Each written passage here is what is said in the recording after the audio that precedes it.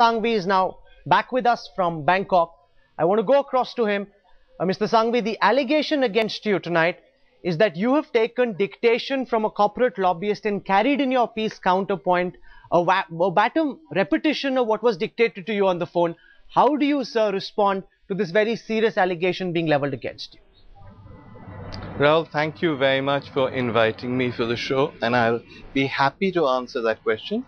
But before I answer that question, I think I owe your viewers some kind of explanation of why I am perched precariously on this balcony in Bangkok talking to you on a line that doesn't seem very good, where I can't always hear you. The truth is as follows. I've said many things about these tapes. I've been quoted as saying, and I stand by what I've said, that these tapes appear to be doctored. They seem to have been 5,000 conversations recorded by the government. Of them, about 100 seem to have been released. That's 2%. What's on the other 98%? Were they all journalists? Were there politicians on those tapes? Were there industrialists on those tapes? How come those tapes have not been released? I stand by all of that, but I want to make a different point today. I'm not saying, therefore, that there is no case for me to answer, that none of this has worried me, that I'm going to continue doing life exactly as I did before. I think this has been a great learning experience for me. It's been a reflective experience for me.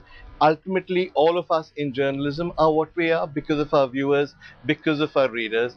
An uproar like this, an uproar that suggests to our viewers, that suggests to our readers that perhaps what we write is not what we intend to write, it's what somebody else tells us to write, is something that goes to the heart of our credibility. It's something that makes me feel very sad.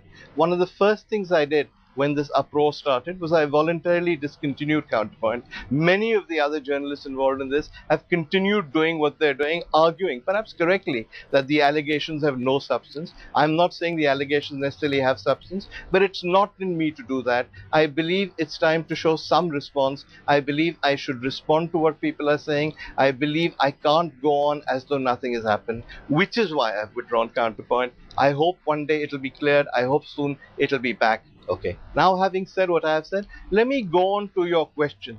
Your question, I've just come in, I haven't heard the tape. No doubt you played the really damaging parts of the gas tape, because that's what usually people do.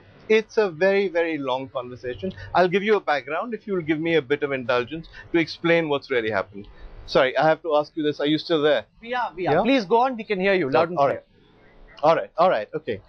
I was doing a column, and the column had always been intended on how fat cats and oligarchs are cornering India's resources. How India's resources spectrum, which has of course become a big issue now, gas, all of them have been cornered by people. Around this time, there was a court case involving the Ambani brothers. One judgment came in, a high court judgment.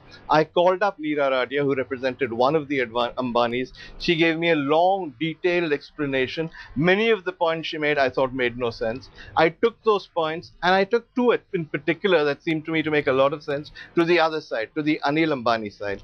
Ultimately, if you read the article, and one of my problems in this is that nobody's actually read the journalism. They've only heard excerpts from the tapes, selective excerpts from the tapes. If you read the article, you'll find it's not about the Ambanis. Yes, the Ambanis are mentioned.